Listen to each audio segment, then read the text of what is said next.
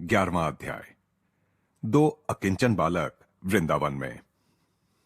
यदि पिताजी तुम्हें उत्तराधिकार से वंचित कर दें तो कोई अन्याय नहीं होगा मुकुंद। कितनी मूर्खता से तुम अपना जीवन व्यर्थ गंवा रहे हो। ज्येष्ठ भ्राता का हितोपदेश मेरे कानों पर आक्रमण कर रहा था। जितेंद्र और मैं ताजे ताजे, वैसे यह केवल एक वाक्यालंकार है, वास्तव में हम थे धूल धूसरेत रेलगाड़ी से उतरकर अनंतदा के घर पहुंचे थे, जो हाल ही में कोलकाता से स्थानांतरित होकर इस प्राचीन नगरी आगरा में रहने आए थे। वे सरकारी लोक निर्माण विभाग यानी पीडब्ल्यूडी में सुपरवाइजिंग अकाउंटेंट थे। आपको भली भांति मालूम है अनंतदा कि मैं अपने परमपिता से अपना उत्तराधिकार प्राप्त करना चाहता हूं। पहले पैसा, फिर भगवान। कौन जाने जीवन अत्यधिक लंबा भी हो सकता है। पहले भगवान, लक्ष्मी तो उनके अधीन है। कौन कह सकता है जीवन अत्यधिक छोटा भी हो सकता है। मेरा यह जवाब केवल प्रसंगानुरूप दिया गया प्रत्युत्तर था। इसमें किसी पूर्वाभास का कोई संकेत नहीं था। अफसोस, अनंत का जीवन सचमुच छोटा साबित हुआ। लगता है आश्रम में बड़ा ज्ञान पा लिया है तुमने, पर बनारस तो तुमने छोड़ दिया है। अनंतदा की आंखें आत्मतृप्ति के भाव से चमक रही थीं। उन्हें अब भी आशा थी कि वे मेरे पंखों को समेटकर मुझे पारिवारिक घोंसले में सुरक्षित रख पाएंगे। बनारस में मेरा अल्पवास व्यर्थ नहीं हुआ।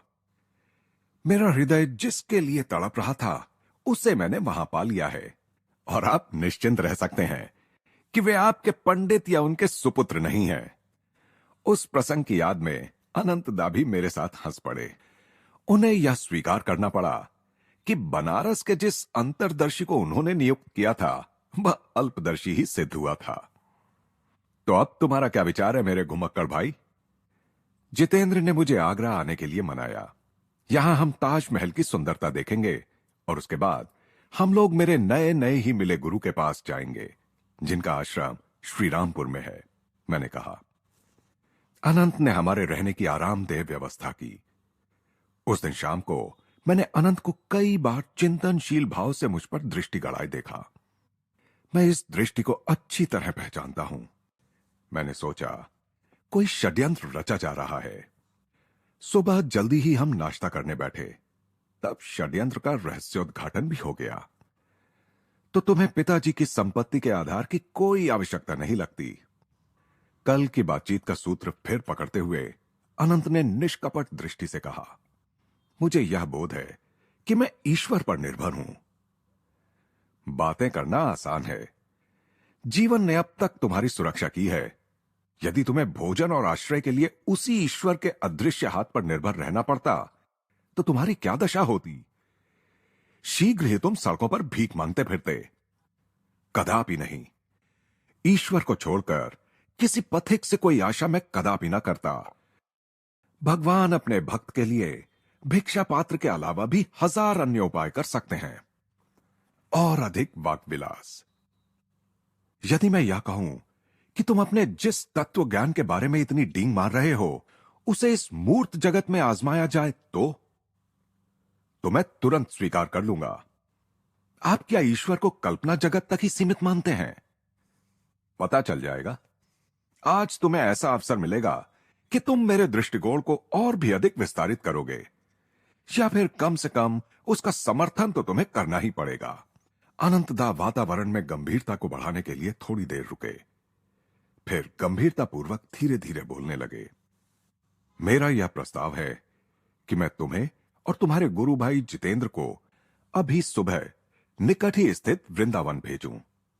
तुम दोनों अपने साथ एक भी रुपया नहीं ले जाओगे।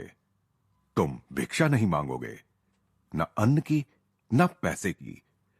तुम किसी को भी अपनी परिस्थिति से अवगत नहीं कराओगे। तुम भोजन से वंचित नहीं रहोगे और तुम वृंदावन में फंस कर नहीं रहोगे। यदि आज रात 12 बजे तक इनमें से किसी भी शर्त को तोड़े बिना तुम दोनों मेरे बंगले पर लौट आओ तो मैं आगरा का सबसे अधिक विस्मयचकित मनुष्य होऊंगा। मुझे यह चुनौती स्वीकार है। मेरे शब्दों में भी और मेरे हृदय में भी कोई हिचकिचाहट नहीं थी। ईश्वर की तत्काल कृपा की कृतज्ञतापूर्ण स्मृतियां मेरे मन में कौंध गईं। लाहिड़ी महाशय की तस्वीर के सामने प्रार्थना करने से प्राणघातक हैजे से मेरी मुक्ति। लाहौर में छत पर मुझे 2 पतंगों का लीलामय ढंग से उपहार दिया जाना। बरेली में घोर निराशा के बीच सही अवसर पर तावीज का मेरे पास आना। बनारस में पंडित के आंगन के बाहर से साधु द्वारा निर्णायक संदेश का दिया जाना। जगत जननी मां का दर्शन और उनकी दिव्य प्रेम वाणी। जगत जननी द्वारा मेरी छोटी से छोटी परेशानियों को भी मास्टर महाशय के माध्यम से हटाया जाना।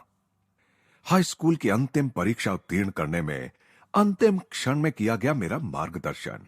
और सर्वोच्च वरदान, मेरे जीवन भर के सपनों की धुंध से प्रकट हुए मेरे जीते जागते गुरुदेव। मैं कभी भी यह मानने के लिए तैयार नहीं होता कि मेरा तत्व ज्ञान संसार की किसी भी कसौटी पर खरा नहीं उतरेगा, चाहे वह कसौटी कितनी ही कठोर क्यों ना हो। तुम्हारी यह अनुकूलता सराहनीय है। मैं अभी तुरंत ही तुम लोगों को रेलगाड़ी पर बिठा देता हूं, अनंत ने कहा। वे आश्चर्यचकित जितेंद्र की ओर मुड़े। तुम्हें भी इसके साथ जाना होगा, एक गवाह के रूप में, और इस पर आने वाली आपदाओं में जिसकी संभावना अधिक है, एक सहभागी के रूप में। आधे घंटे बाद जितेंद्र और मेरे हाथ में आगरा से वृंदावन के टिकट आ गए। स्टेशन के एक एकांत भाग में जाकर हमने अनंत को अपनी तलाशी लेने दी। अनंतदा शीघ्र ही आश्वस्त हो गए कि हम कोई छिपा खजाना अपने साथ नहीं ले जा रहे थे। जो छिपाना आवश्यक था, उससे अधिक हमारी सादी धोतियों में कुछ भी नहीं छिपा हुआ था। जैसे ही विश्वास ने वित्त प्रबंध के महत्वपूर्ण क्षेत्र पर आक्रमण किया, तो मेरे मित्र ने विचलित स्वर में कहा, अनंतदा, अब सुरक्षा की दृष्टि से मुझे 1-2 रुपए देकर रखिए, तब मैं किसी संकट की घड़ी में आपको तार दे सकूंगा।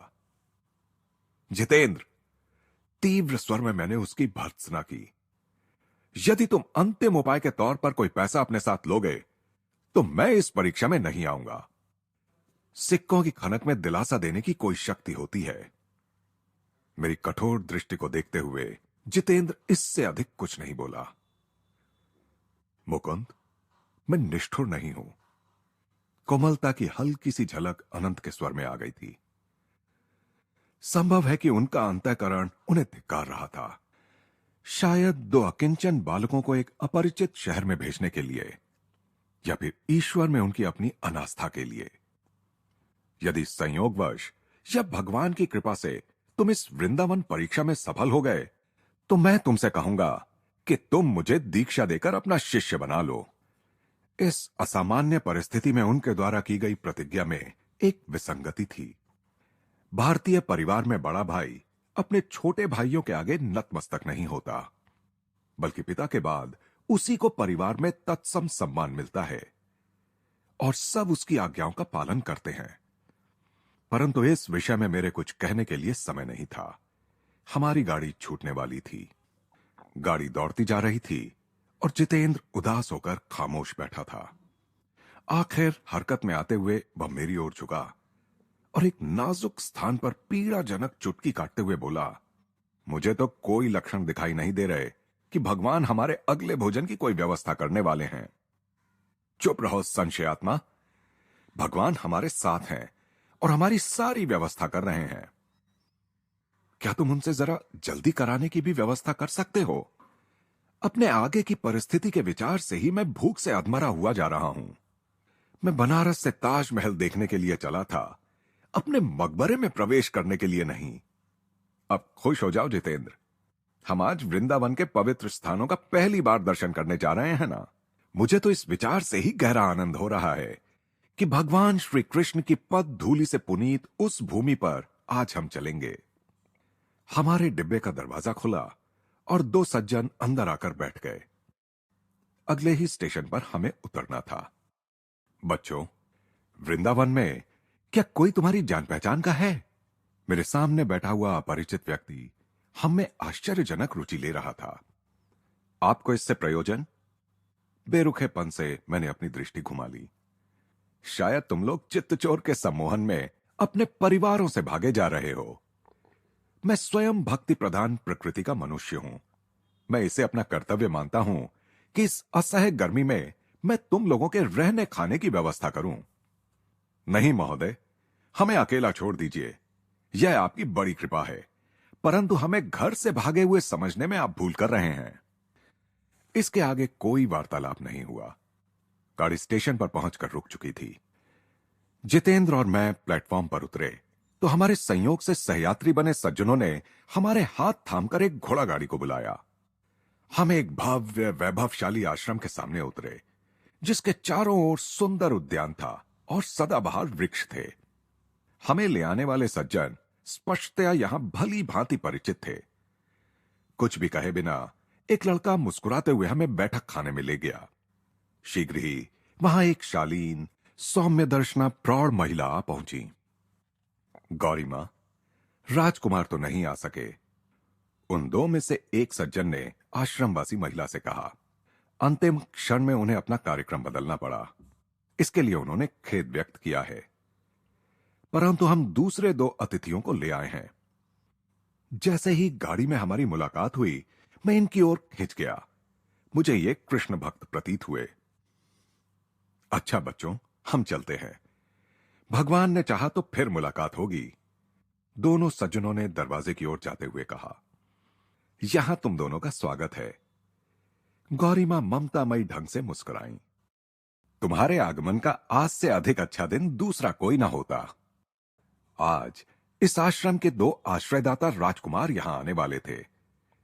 कितने खेद की बात होती यदि मेरे बनाए पकवानों को सराहने वाला कोई ना होता। इन मधुर शब्दों का जितेंद्र पर आश्चर्यजनक प्रभाव पड़ा। उसकी आंखों से अश्रुधाराएं बहने लगीं। वृंदावन में जिस आगे की परिस्थिति का उसे भय था, वह तो राजसी सत्कार में बदल रही थी। आकस्मिक रूप से इतने बड़े परिवर्तन के साथ अपने मन का मेल बिठाना उसकी क्षमता से बाहर हो रहा था।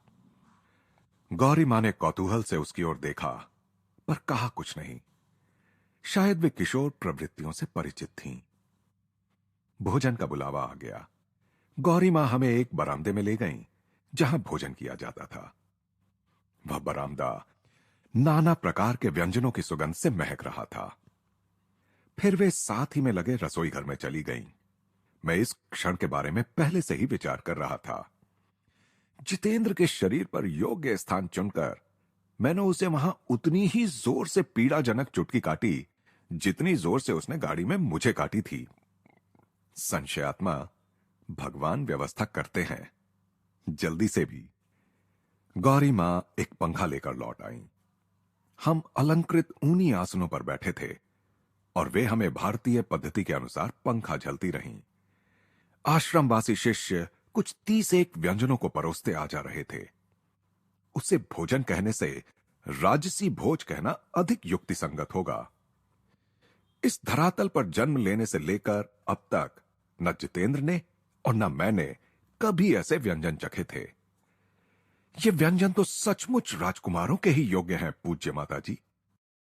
आपके राजसी आश्रयदाताओं को इतने स्वादिष्ट भोजन से अधिक क्या महत्वपूर्ण लगा, मैं कल्पना ही नहीं कर सकता। आपने हमें जीवन भर के लिए एक स्मृति प्रदान कर दी है। अनंत की शर्त से मुंह बंद किए जाने के कारण हम उस करुणामयी भद्र नारी से यह भी नहीं कह सकते थे कि हमारे धन्यवाद का दोहरा महत्व था। कम से कम हमारे हृदय की सच्चाई उन उद्गारों में सुस्पष्ट थी। हम उनके आशीर्वाद और आश्रम में पुनः आने के निमंत्रण के साथ वहां से चल पड़े। बाहर धधकती धूप थी। जितेंद्र और मैं आश्रम के फाटक के पास स्थित एक विशाल कदम्ब वृक्ष की छाया में जाकर खड़े हो गए। वहां पहुंचते ही जितेंद्र के मुंह से तीव्र शब्दबाण चलने लगे। वह फिर एक बार शंका व्यथित हो उठा था। तुमने तो आज मुझे अच्छी मुसीबत में फंसा दिया। हमारा यह भोजन तो केवल एक संयोग था। हम दोनों के पास एक भी पैसा तो है नहीं। इस शहर का दृश्यावलोकन कैसे करेंगे? और सबसे बड़ी बात तो यह है कि बिना पैसे के तुम मुझे अनंत के घर तक वापस कैसे ले जाने वाले हो? तुम भगवान को जल्दी ही भूल जाते हो। अब तुम्हारा पेट जो भर गया है। मेरे शब्दों में कटुता तो नहीं थी, पर आरोप अवश्य था। मनुष्य के मन में दैवी कृपा की स्मृति कितनी अल्पकालिक होती है।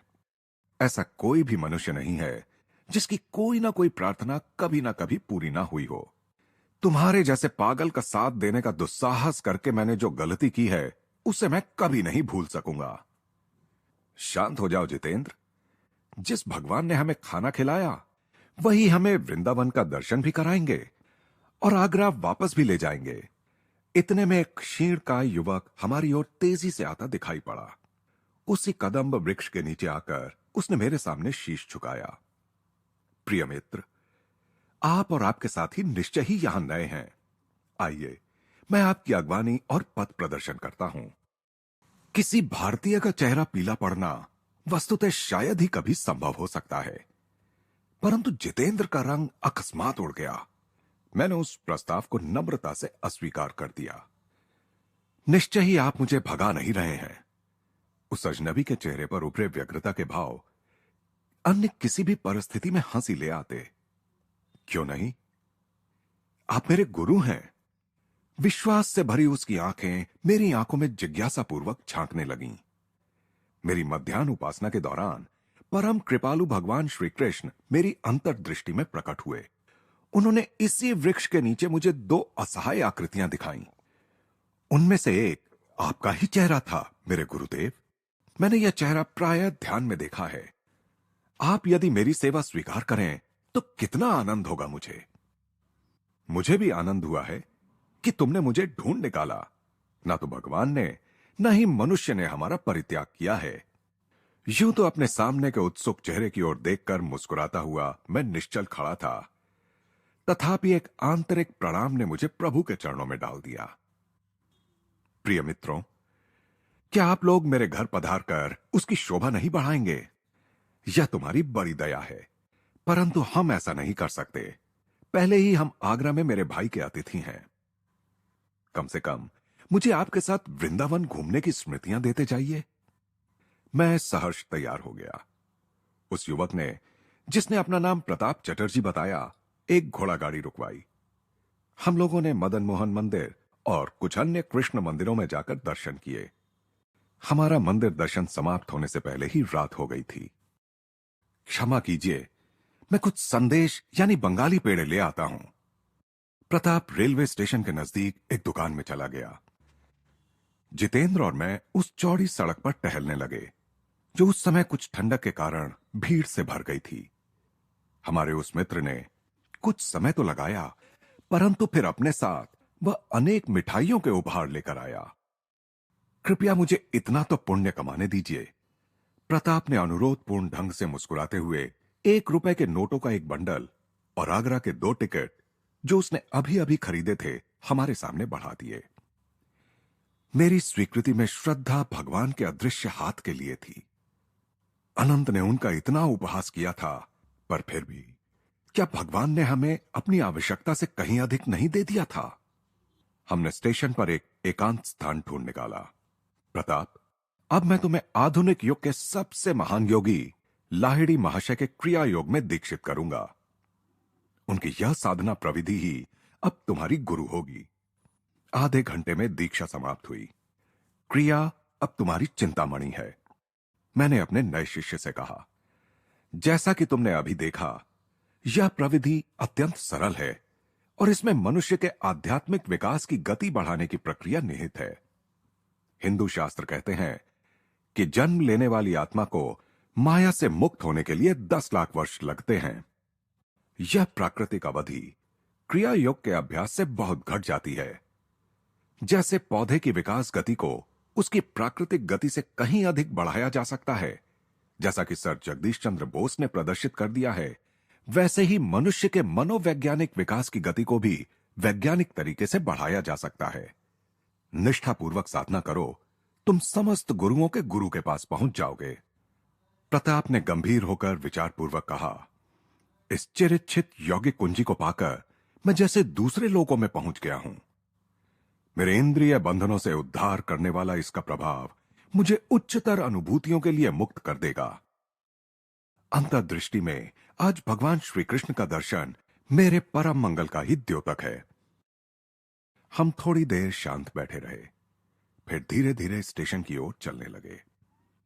जब मैं गाड़ी में चढ़ रहा था, तो मैं तो आनंद से भरा था, पर जितेंद्र के लिए आज आंसू बहाने का ही दिन था। प्रताप से प्रेमपूर्ण विदा लेते समय मेरे दोनों ही साथियों के गले से दबी हुई सिसकियां निकल रही थीं। इस यात्रा में जितेंद्र फिर एक बार गहरे दुख में डूबा हुआ था। इस बार अपनी खातिर नहीं, बल्कि अपने विरुद्ध। मेरा विश्वास कितना उथला है। मेरा हृदय पत्थर बना हुआ था। अब फिर कभी मैं भगवान के संरक्षण के प्रति संदेह नहीं करूंगा। मध्य रात्रि होने को थी। अकिंचन अवस्था में भेजे गए उन दो बालकों ने अनंत के शयन कक्ष में प्रवेश किया। जैसा कि उन्होंने बातों बातों में यूं ही कह दिया था, उनका विस्मय चकित चेहरा अब देखते ही बनता था। मैंने चुपचाप एक टेबल पर रुपयों के नोटों की वर्षा कर दी। जितेंद्र, सच सच बताओ, अनंतदा मजाक करने के अंदाज में बोले। इस लड़के ने रास्ते में किसी को लूटा है ना? परंतु जैसे जैसे यात्रा की कहानी खुलती गई, मेरे भाई शांत होकर फिर गंभीर हो गए। मांग और पूर्ति का नियम, जैसे मैंने सोचा था, उससे कहीं अधिक सूक्ष्म स्तर पर कार्य करता है। अनंत एक ऐसे आध्यात्मिक उत्साह के साथ बोल रहे थे जो उनमें पहले कभी दृष्टिगोचर नहीं हुआ था। तिजोरियों और इस संसार की सामान्य चीजों के संचय के प्रति तुम्हारी उदासीनता को आज पहली बार मैं समझ पा रहा हूं। रात बहुत बीत गई थी, तब भी अनंतदा ने आग्रह किया कि उन्हें उसी समय क्रिया योग की दीक्षा दी जाए। गुरु मुकुंद को एक ही रात में दो दो अनचाहे शिष्यों की जिम्मेदारी अपने कंधों पर लेनी पड़ी। दूसरे दिन प्रातःकाल का जलपान एक ऐसे मधुर और मिलनसार वातावरण में संपन्न हुआ जिसका पहले दिन नितांत अभाव था। मैं जितेंद्र की ओर देखकर मुस्कुराया। तुम ताजमहल देखने से वंचित नहीं रहोगे। श्रीरामपुर के लिए निकलने से पहले हम उसे देखने चलते हैं। अनंतदा से विदा लेकर मेरा मित्र और मैं शीघ्र ही आगरा के गौरव ताजमहल के सामने पहुंचे। सूर्य के किरणों में चमकते श्वेत संगमरमर से बना ताजमहल शुद्ध अनुपात संगति का मूर्तिमान रूप है।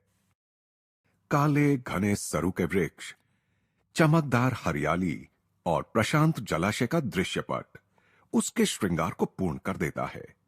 अत्यंत बारीक नक्काशी की रत्न जड़ित जालियों से बना भीतरी भाग अति सुंदर है। भूरे तथा बैंगनी रंग के संगमरमर से बना अत्यंत नाजुक बेलबूटा अति सुंदर है। गुंबज की रोशनी शहंशाह शाहजहां और उसकी सल्तनत एवं दिल की मलिका मुमताज महल की कब्रों पर पड़ती है। अब दृश्यावलोकन बहुत हो गया।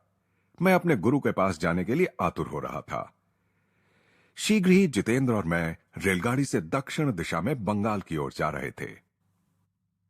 मुकुंद, मैंने कई महीनों से अपने परिवारजनों को नहीं देखा है। मैंने अपना इरादा बदल दिया है। शायद फिर कभी मैं तुम्हारे गुरु से मिलने श्रीरामपुर आऊंगा। मेरे मित्र ने, जिसे सौम्य भाषा में अस्थिर चित्त कहा जा सकता है, कोलकाता में मेरा साथ छोड़ दिया। मैं एक लोकल ट्रेन पकड़कर शीघ्र ही कोलकाता के उत्तर में 12 मील पर स्थित श्रीरामपुर पहुंच गया। जैसे ही मुझे यह एहसास हुआ कि बनारस में गुरुदेव से मिले ठीक 28 दिन बीत गए थे, विस्मय से मेरा हृदय धड़कने लगा। तुम 4 सप्ताह में मेरे पास आ जाओगे। और आज मैं धड़कते हृदय से रायघाट लेन में उनके आंगन में खड़ा था। आज पहली बार मैंने उस आश्रम में प्रवेश किया था जहां मैं अपने जीवन के अगले 10 वर्षों के सर्वोत्तम अंश भारत के ज्ञानावतार के साथ बिताने वाला था।